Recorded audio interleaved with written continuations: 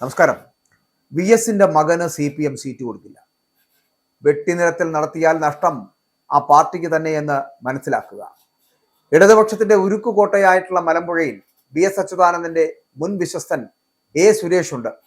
ആ സുരേഷിനെ കളത്തിലിറക്കി അട്ടിമറിക്ക് തയ്യാറെടുക്കുന്നത് UDF ആണ്. BSന്റെ മുൻ പേഴ്സണൽ അസിസ്റ്റന്റ് ആയിരുന്നല്ലോ ഈ സുരേഷ്. UDFന്റെ സ്വതന്ത്രനായി മത്സരിക്കുമെന്നുള്ള സൂചനകൾ ഇപ്പോൾ പുറത്തു വരുമ്പോൾ തന്നെ അത് പലർക്കും വിശ്വസനീയമല്ല. പ്രതിപക്ഷ നേതാവ് VD സതീശൻ നയിക്കുന്ന പുതുയുഗ യാത്ര പാലക്കാട് ജില്ലയിൽ പ്രവേശിക്കുമ്പോൾ സുരേഷിന്റെ പങ്കാളിത്തം രാഷ്ട്രീയ കേരളം ഉറ്റുനോക്കുകയാണ് എന്ന് വേണമെങ്കിൽ പറയാം. കാരണം ഇടതുകോട്ടയിൽ വിള്ളലുണ്ടാക്കുവാൻ സുരേഷിനേക്കാൾ മികച്ചൊരു തുറുപ്പുചീട്ടില്ല എന്നുള്ളതാണ് കോൺഗ്രസ് നേതൃത്വത്തിന്റെ വിലയിരുത്തൽ.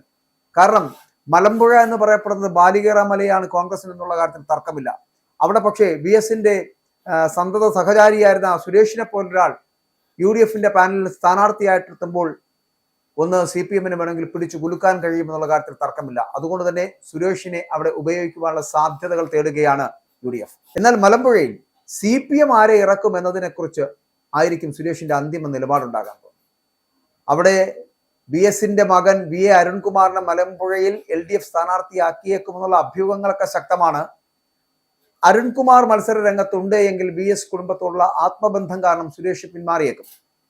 നിലവിൽ അയ്യച്ചാടിയിൽ ഉന്നത പദവിയിൽ ഇരിക്കുന്ന അരുൺകുമാറിനെ രാഷ്ട്രീയത്തിലേക്ക് ഇറക്കുന്നതിലൂടെ BS വികാരം വോട്ടാക്കി മാറ്റാനാണ് CPM ജില്ലാ കമ്മിറ്റിയുടെ നീക്കം നടക്കുന്നത്. പക്ഷേ അങ്ങനെ ഒരു സാധ്യത ജില്ലാ കമ്മിറ്റിക്കുണ്ടെങ്കിലും സംസ്ഥാന കമ്മിറ്റി അങ്ങനെ ഒരു സംഭവത്തോട് യോജിപ്പുണ്ടാകാനുള്ള സാധ്യത കുറവാണ്.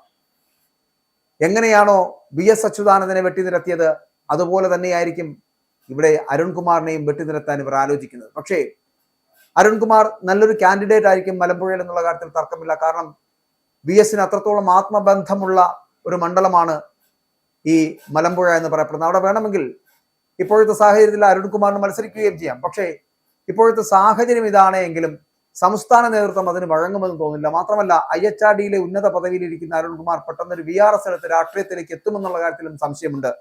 പകരം അയ്യച്ചാടിയിലെ പദവിയിൽ നിന്നൊക്കെ റിട്ടയർ ആയതിനു ശേഷമായിരിക്കും രാഷ്ട്രീയത്തിലേക്ക് ഒരു കൈ നോക്കാൻ ചിലപ്പോൾ അരുൺകുമാർ ശ്രമിക്കുന്നത് എന്ന് കരുതാം. പക്ഷെ അതല്ല, ജില്ലാ കമ്മിറ്റിയുടെ നീക്കങ്ങൾ BSന്റെ വികാരത്തെ വോട്ടാക്കി മാറ്റി CPMന് ജയിച്ചു കയറാൻ കഴിയുന്ന ഒരു മണ്ഡലമാക്കി മലമ്പുഴയെ വീണ്ടും മാറ്റാം എന്നുള്ള ഒരു ലക്ഷ്യത്തിലേക്കുള്ള യാത്രയാണ്. പക്ഷെ അത് സംസ്ഥാന കമ്മിറ്റിയിൽ പിണറായി വിജയനുമൊക്കെ അതിന് എത്രത്തോളം പച്ചക്കൊടി കാട്ടും എന്നുള്ളതിനെ കുറിച്ച് ഒരു തീരുമാനവുമായിട്ടില്ല. മറുവശത്തേക്ക് നോക്കിയാൽ NDAയുടെ സ്ഥാനാർത്ഥി മലമ്പുഴ C കൃഷ്ണകുമാർ വീണ്ടും എത്താനാണ് സാധ്യത. BJPക്ക് വളരെ ശക്തമായിട്ടുള്ള വേരോട്ടമുള്ള ഒരു മണ്ഡലത്തിൽ കൃഷ്ണകുമാറിന്റെ സാന്നിധ്യം എന്ന് പറയപ്പെടുന്നത് ഇത്തവണ ഒരു ഉശിരൻ ത്രികോണ പോരാട്ടത്തിന് വഴിയൊരുക്കും എന്നുള്ള കാര്യത്തിൽ തർക്കമില്ല. അപ്പൊ VSന്റെ തട്ടകത്തിൽ അദ്ദേഹത്തിന്റെ മകനും വിശ്വസ്തനും BJPയും നേർക്കുനേർ വരുന്നത് രാഷ്ട്രീയ ചരിത്രത്തിൽ തന്നെ അപൂർവമായിട്ടുള്ള കാഴ്ചയാകും എന്നുള്ളതാണ് നമുക്ക് പറയാൻ കഴിയുന്നത്. എന്തിനാണ് തന്നെ പുറത്താക്കിയതെന്ന് വ്യക്തമാക്കാത്ത പാർട്ടി നിലപാടിൽ പ്രതിഷേധമുള്ള സുരേഷ് ഇടതുപക്ഷ മൂല്യങ്ങൾ ഉയർത്തിപ്പിടിക്കുന്നവരുടെ പിന്തുണ തനിക്കുണ്ടാകും എന്നുള്ള ഒരു വിശ്വാസത്തിലാണ് മുന്നോട്ട് പോകുന്നത്. BSന്റെ തട്ടകത്തിൽ അദ്ദേഹത്തിന്റെ മുൻ പേഴ്സണൽ അസിസ്റ്റന്റിനെ തന്നെ കളത്തിലിറക്കിയാൽ അട്ടിമറി വിജയം നേടാമെന്നാണ് കോൺഗ്രസിന്റെ കണക്കുകൂട്ടൽ.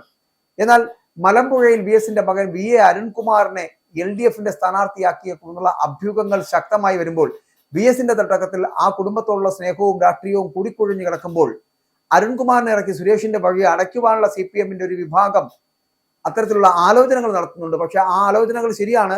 അത്തരത്തിലുള്ള കുതന്ത്രങ്ങൾ മെനഞ്ഞെപ്പോഴും പാർട്ടിക്ക് സീറ്റുണ്ടാക്കി കൊടുക്കുവാനുള്ള തന്ത്രങ്ങളൊക്കെ എപ്പോഴും CPM ചെയ്യാറുണ്ട്. പക്ഷേ അത് അരുൺകുമാറിനുള്ള സ്നേഹം കൊണ്ടോ അല്ലെങ്കിൽ BS അച്യുതാനന്ദൻ എന്ന് പറയപ്പെടുന്ന പാർട്ടി സഖാവിനോടുള്ള ബഹുമാനം കൊണ്ടോ ഒന്നുമല്ല. പകരം എങ്ങനെയെങ്കിലും അവിടെ UDFനെ തകർക്കുക എന്നുള്ള ലക്ഷ്യത്തോടു കൂടി ആയതുകൊണ്ട് മാത്രം വേണമെങ്കിൽ അരുൺകുമാറിനെ നിർത്താം, BSന്റെ ആ ഒരു വികാരത്തിൽ വോട്ട് കിട്ടുമെങ്കിൽ നിർത്താം എന്നുള്ളത് മാത്രമേ ഉള്ളൂ. അല്ലാതെ VA അരുൺകുമാർ എന്ന് പറയപ്പെടുന്ന വ്യക്തിയോട് നിങ്ങളിവിടെ നിൽക്കൂ, നിങ്ങളിവിടുത്തെ നല്ല സ്ഥാനാർത്ഥിയാണ് എന്ന് പറയുവാനുള്ള കരുത്തോ അതിനുള്ള ആർജവമോ അല്ലെങ്കിൽ അതിനുള്ള സ്നേഹമോ ഒന്നും ഈ പാർട്ടിക്ക് അവരോടില്ലതാനും. അതുകൊണ്ട് തന്നെ വെട്ടിനിരത്തൽ എന്ന് പറയപ്പെടുന്നത് അനിവാര്യതയാകുമ്പോൾ അവിടെ VS ആണോ അത് VA അരുൺകുമാർ ആണോ എന്നൊന്നും പാർട്ടി നോക്കാറില്ല, വെട്ടിനിരത്തുക തന്നെ ചെയ്യും. ഇവിടെ അരുൺകുമാറിനെതിരെ സുരേഷ് മത്സരിക്കില്ല എന്നുള്ളത് CPM കരുതുന്നത് എന്തുകൊണ്ടാണെന്ന് വെച്ചാൽ അവിടെ BSന്റെ സന്തത സഹചാരിയായിരുന്ന സുരേഷ് മത്സരിക്കുകയാണെന്നുണ്ടെങ്കിൽ VA അരുൺകുമാറിന് സീറ്റ് കൂടി നൽകിയാൽ സുരേഷ് കുമാർ അതിൽ നിന്ന് പിന്മാറുവാനുള്ള സാധ്യത കൂടുതലാണ് എന്നാണ് വിശ്വസിക്കുന്നത്. പക്ഷേ ആ സാധ്യതകളൊക്കെ രാഷ്ട്രീയത്തിലുണ്ടോ എന്നുള്ളത് വരും ദിവസങ്ങളിൽ നമുക്ക് മനസ്സിലാക്കാൻ കഴിയുന്ന കാര്യമാണ്. എന്തായാലും BJPക്ക് അതിശക്തമായിട്ടുള്ള സ്വാധീനമുള്ള മലമ്പുഴയിൽ BS വികാരം ശക്തമാക്കുകയാണ് CPMന്റെ ലക്ഷ്യം.